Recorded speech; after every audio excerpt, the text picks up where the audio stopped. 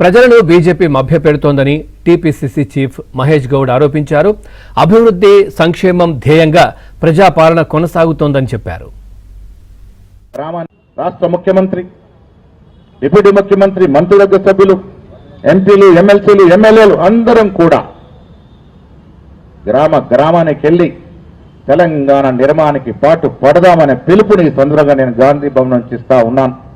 మిత్రులారా, ప్రజల ఆశలు ఆకాంక్షలకు అనుగుణంగా కాంగ్రెస్ ప్రభుత్వం ఈ రాష్ట్రంలో ప్రభుత్వాన్ని నడుపుతా ఉంది.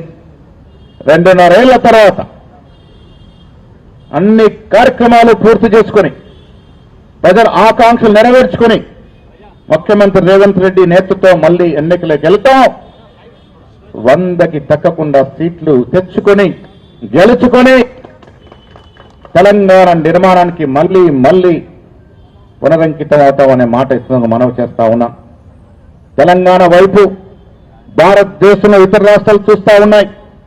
ఇక్కడ ఇస్తున్నటువంటి సన్న బియ్య కార్యక్రమం ఎలా సాకారం అవుతా ఉంది, ఉచిత బస్సు ఎలా సాకారం అవుతా ఉంది, ఇన్ని వేలకు నియోజకవర్గ ఇల్లు ఎలా ఇస్తా ఉన్నారనేటువంటి విషయాలను తెలుసుకునేందుకు వేరే రాష్ట్రాలు ఆసక్తి చూపుతున్నటువంటి గర్వంగా తెలంగాణ ఇవాళ ముందుకు నడుస్తా ఉంది. ఘనమైన బంగారు తెలంగాణ అన్నటువంటి వ్యక్తులు వారి కుటుంబాల బంగారమయ్యగాని తెలంగాణ కోసం చేయలే. కాంగ్రెస్ పార్టీ దానికి కట్టుబడి ఉంది. ప్రతి పౌరుడు, ప్రతి కుటుంబం ఈ రాష్ట్రంలో సుఖ సంతోషాలతో మెదలడానికి అన్ని కార్యక్రమాలని కాంగ్రెస్ పార్టీ తీసుకుంటుందనే మాట ఇస్తున్నాను, మనవి చేస్తా ఉన్నాను.